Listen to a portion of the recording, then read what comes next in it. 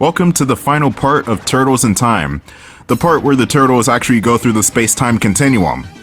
Starting from the year 250 million BC, you'll have dinosaurs run in from the right side of the screen. A well-timed jump or a special move will get you through the ordeal unscathed, but it seems the dinosaurs are not the only problem in this epic, or epoch. The foot soldiers are making their presence known early on. Shredder really wants the turtles to die. He's not content with just leaving the turtles in prehistory forever. He wants them to suffer. Which could be a smart plan, no loose ends on his behalf, but also you're wasting resources. The foot soldiers got families too. Oh wait, these guys are robots. Fuck. Some interpretations, they're actual people underneath the hoods. Other times when it's a cartoon, they're usually androids, so yeah. In this case, they're probably more like robots. Because you can't slice people's heads off in a kid's cartoon, that's just not right. But robot heads, you can be as violent as we want with those. Clang? Did you say clang? Anyway, oh god, the rock soldiers. You can still bully these guys with your dash kick, but they are noticeably tougher than the standard foot soldier. And they don't fall down! Now, in order to do the dash kick, because you actually have several different methods of a dash strike, you have to press both the attack button and the jump button while you're dashing. This will come in handy as it slices through multiple enemies, making it good for crowd control. These yellow guys don't stay on screen long, but they are useful in that they take their own buddies out. Oh, thanks, Yellow. I really appreciate that. In the previous part, I mentioned Donatello's stats from the instruction manual, but I forgot to mention Raph's. So let me consult the instruction manual once more. Raph is one quick turtle. Pardon the oxymoron. In fact, numerous track squads have asked him to anchor their relay teams. Unfortunately, his defense kinda blows. Kind of like his attitude. So he's an easy target if caught flat-footed. Raph's special attack is a super bombastic stationary kick. It's a real jawbreaker. Get it? Because he kicks people in the teeth. His normal attack is a 5. His rush attack is a perfect 8. His special technique is a perfect 8. His defense is a 4. And speed is a perfect 8. Raph is a character that encourages more aggressive play. He's speedy, but he's kind of frail. But if you use that speed to your advantage, then you'll get around his lack of defense. Your history, slime balls! Somebody pronounces slime balls right. Now Slash is probably the hardest boss in the whole entire game. You can't hit him from the front. You'll either be met with him blocking you or him hitting you in the face instantly. So what you have to do is wait for his back to be turned or him to jump where he's more vulnerable. But sometimes the bitch doesn't even want to jump. But if you get him into a pattern, he'll just jump constantly. You want to make him jump constantly.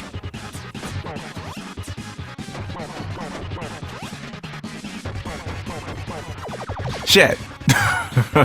Oh, I forgot he does the Sonic the Hedgehog and spin dashes sometimes. The further away you are from that attack, the less likely it'll hit you with the spin dash. This fight is basically Raph or die. Raph is probably the easiest person to use against Slash. It's mainly because Slash is so quick and whenever he jumps you have to get right on top of him before he recovers. And he recovers super fucking fast. Okay, Slash, I'm gonna need you to jump again. Ow! Whenever I'm trying to do a no-death run of this game, Slash is usually the buzz killer. Oh my god, just jump already! I hate random outcomes. If you slash a couple of times, he should be through.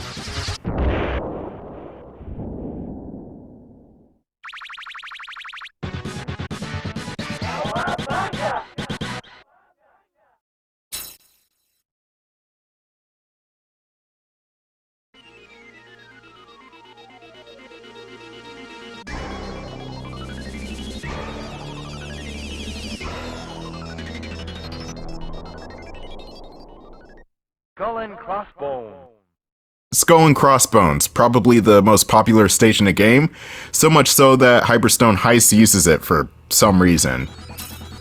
I don't know why there's a pirate ship in Hyperstone Heist even though there's no suggestion of time travel in that game. Maybe it's just Hyperstone shenanigans, I don't know. but this area revolves around you trying to avoid stage hazards mostly. You see those taped over splinters of wood on the ground? You walk over those and the whole floorboard will just deck you in the face like it's Tom and Jerry or something, so be careful. And of course you still got the foot soldiers. They won't be affected by the floorboards, but they will be affected by other stage hazards coming along soon. Oh no, yellow foot soldiers, I hate these guys. They have these discus boomerang things that hit you for a ton of damage. And the yellow guys also kick too. And they seem to break any sort of frame of animation too because their kicks come out super quickly. If not instantly. Alright, here's the other stage hazard. The pirate ship in the background is firing upon us. If you stay on the upper side of the screen, you'll have less of a chance of getting hit by the cannonballs. But you'll still have to worry about that plank of wood that's on the ground. And once the pirate ship goes off screen, it's smooth sailing from here. Yeah, I know, that was a bad pun. There's another special pizza right here. This one seems more useless than the other ones. It's just a bunch of guys with bow and arrows, that's it. Not really that tough. The guys with the bows just die in one hit regardless.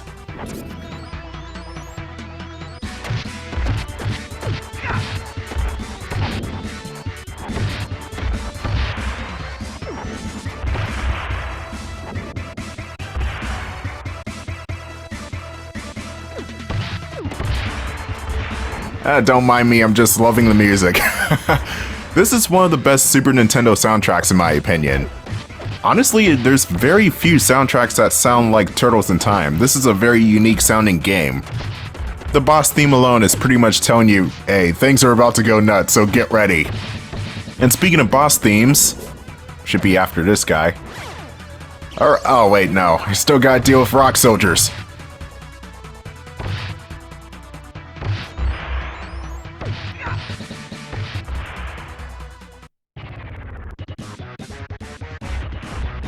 You're walking the plank, Shellbrains. Bebop and Rocksteady, or Rock, I suppose it's character limitations or something, in pirate gear. They tend to hit each other, but when you get them alone, it seems Bebop is the weaker link than Rocksteady is. The fight works as a kind of tag-in, tag-out system. One guy will push the other guy into the fight, they'll do a couple of strikes, then once that guy is finished, they'll push the other guy into the fight and they'll do a couple of strikes. Oh man. Rocksteady sucks.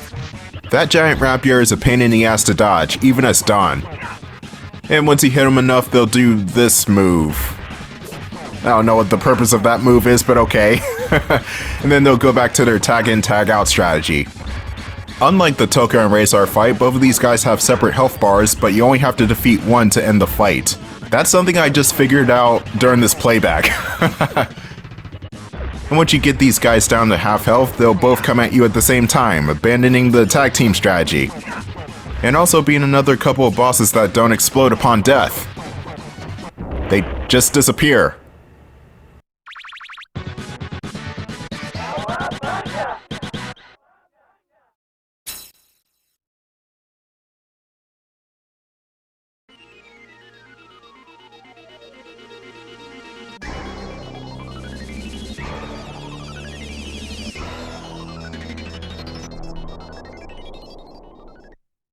Bury my shell at Wounded Knee.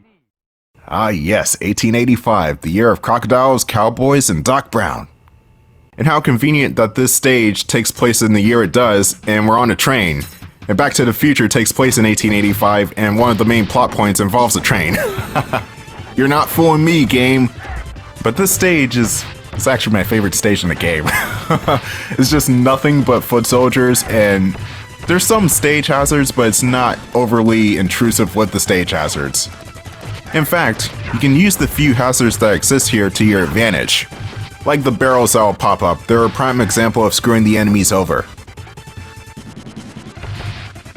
Now we got orange ninjas with Kusirigamas on this stage, and they're just as rare as the foot soldiers with axes. They attack very slowly, but they have a lot of range. There is a bit of a tricky mechanic to overcome when it comes to throwing enemies in this game if you're a new player. The triple slam and the toss works differently based on how you position yourself with a foot soldier. For the screen toss, you have to hold towards the enemy while they're stunned, and for the triple slam, you have to approach the enemy but don't hold the D-pad as you're attacking them again. The Hyperstone heist would simplify the control scheme by flat out removing a throwing method. And Shredder's Revenge would just put different directional commands for these throws. So if you want to throw people off the screen in that game, you have to first grab them and then press down and attack in order to throw them off screen. Which is good improvement. This is basically the improvement of the arcade game. And in that version, throwing people was pretty much random.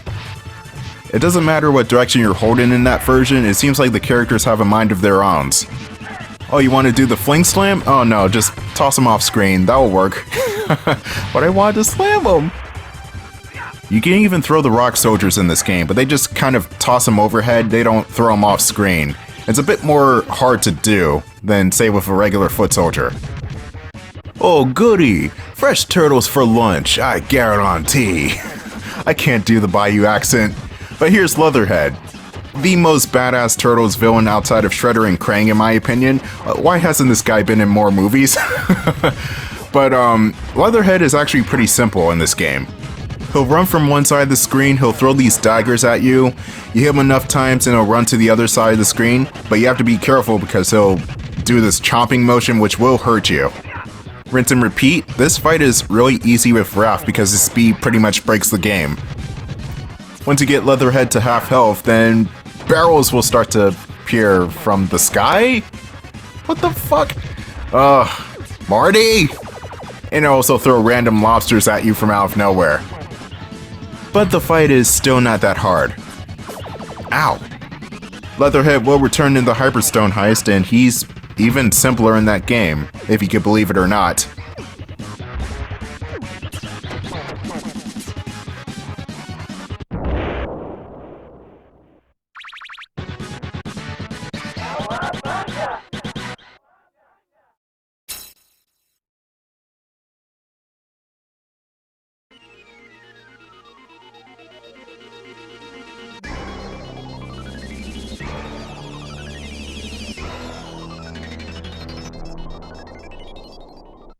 Neon Knight Riders.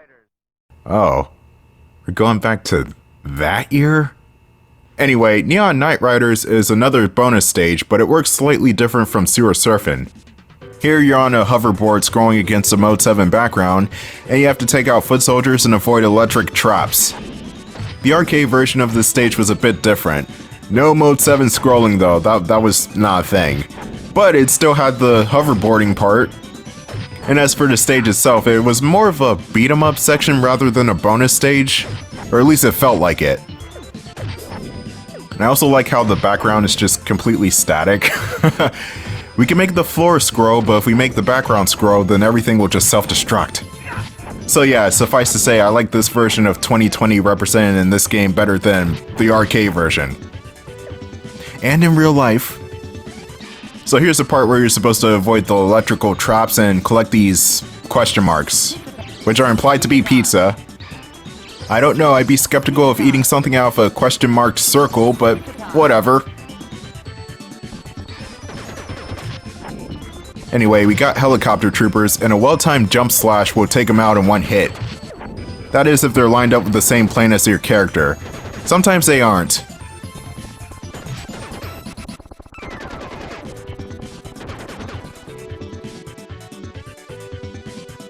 And the score for this is...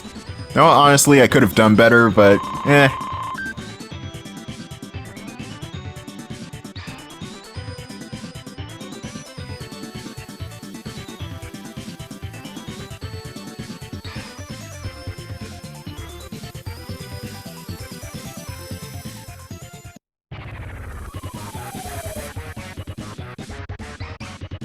Face the wrath of Super Krang! I cannot do a voice of Krang. That's one of the few voices that actually hurts my throat, honestly. But Krang is a pretty tough bastard, and you have to keep up with him and also avoid some of his invincibility frames. Which sucks, but there is a way around it, and what you have to do is kind of play the waiting game and have him launch missiles, kind of like right here. Whenever he does this flexing motion, that's when he's about to launch the missiles, and that's your opportunity to strike him. Even when he's finished launching the missiles, he'll still have a cooldown period for you to hit him. There are also some other attacks like this weird looking drop kick.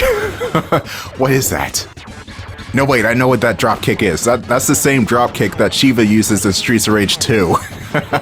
Oh wow. But that's not the only other attack he has. He's got one more attack, and it involves bubbles. He'll shoot these bubbles into the air, and they'll either track to your current location on the screen or go wherever the hell they want. All you have to do is watch the shadows to see where they drop.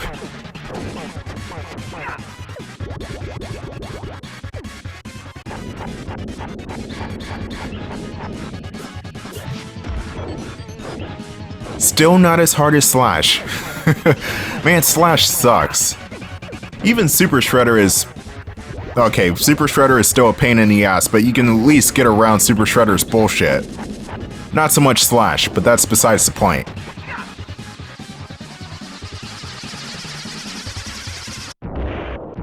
Krang! You're going to pay! And he's off. But we're gonna see Krang in a little bit.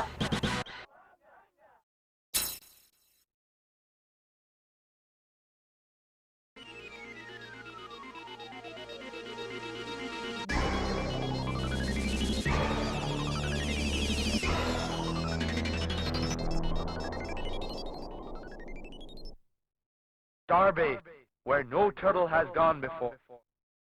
2100, the only year that is represented in this game that has still not happened yet. So it seems that we still have hopes of colonizing Mars. Maybe, I don't know. If I live to see that day, which I'll be 102 years old, then that means I lived way too long. But here's the starbase. We got foot soldiers.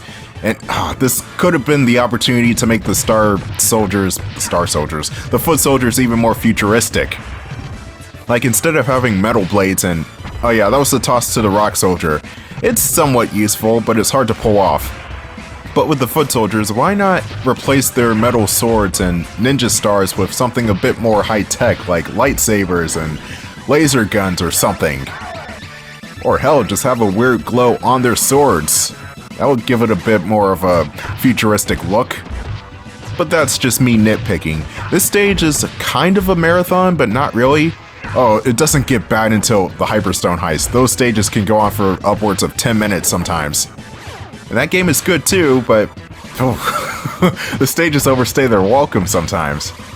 Like this stage comes back in the Hyperstone heist under modern pretenses, but there's also the fourth level of this game working in tandem with that level in the Hyperstone heist, so it's all part of the same stage in that game. Which means the final level in that game is just a 15-minute gauntlet of bullshit. But we'll be getting to that game in a week or two, and we'll just see how much torture I have to go through. These hexagonal floorboards you don't want to stay on for too long, otherwise you'll get frozen. And being frozen is no fun. As well as that ball. Okay, it's fun when it knocks over the other soldiers.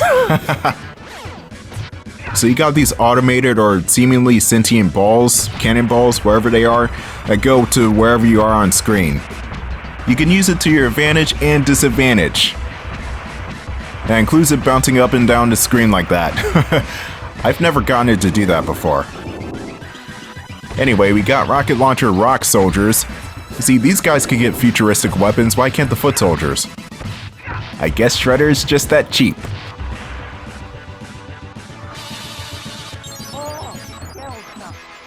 Shell shock is never good.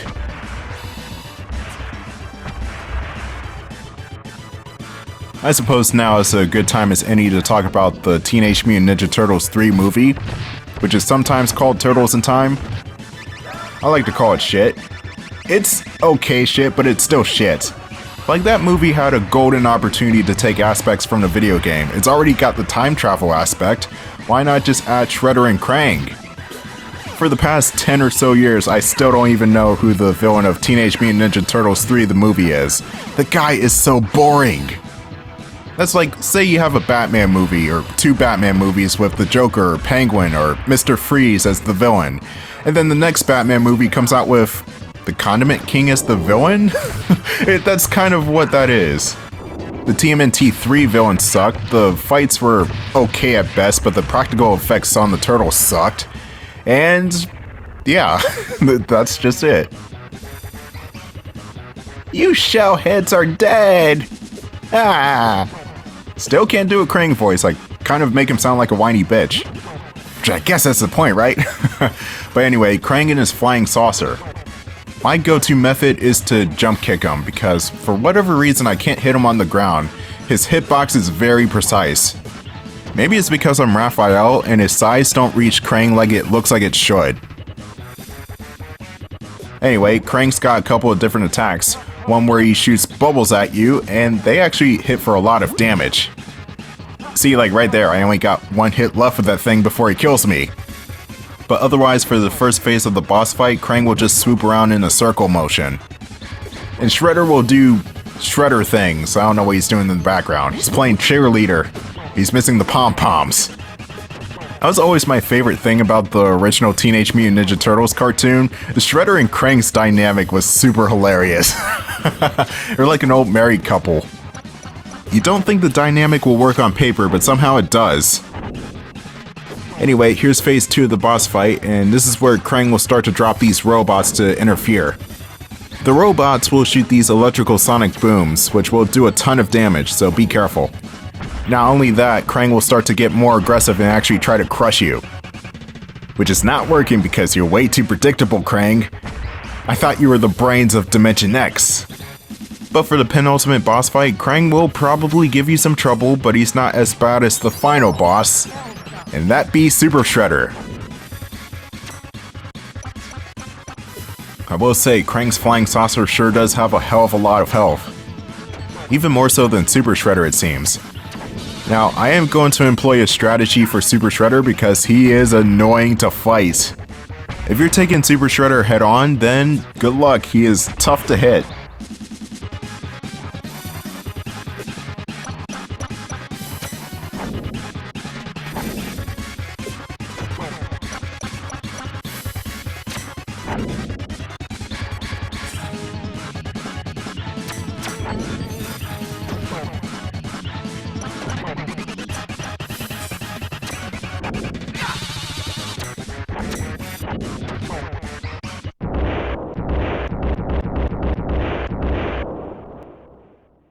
That hole's our way home. Let's go. In the arcade version, you can still see Krang's scored up body in the cockpit. Here, he just gets vaporized.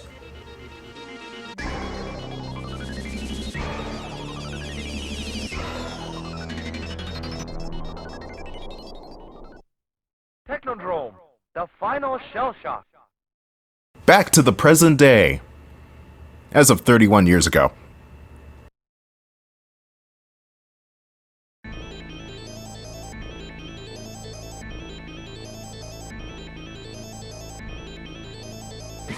Turtle soup, my favorite.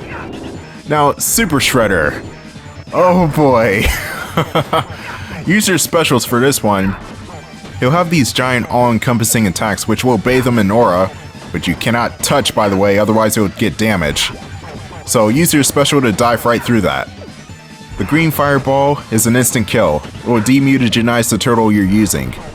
The blue fireball is Shredder aiming upwards, which is probably the best attack you want him to use. And the red fireball is him shooting a spread shot on the ground, which will burn your toes. And by me using my special moves all willy-nilly, I am getting around his invincibility frames with my invincibility frames. So perfect trade-off, right?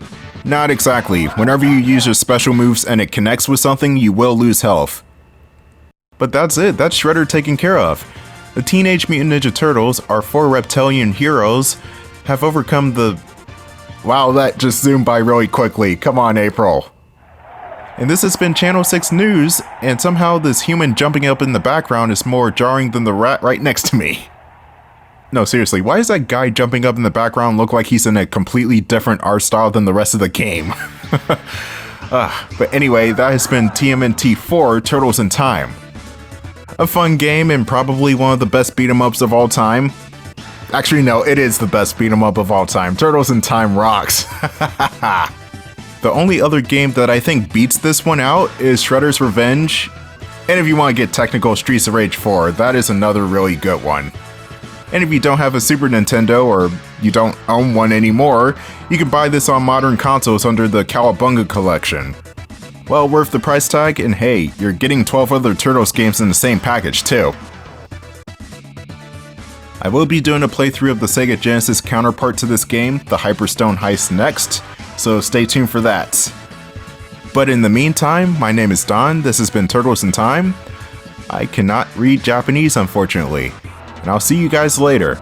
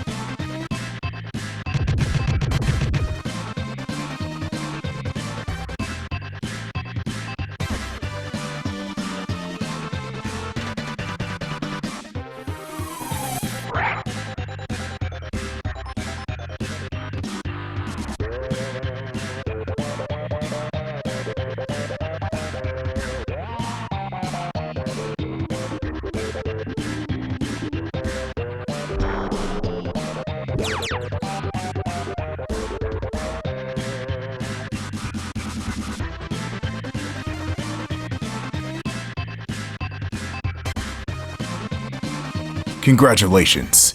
You have completed your training and are now true ninjas.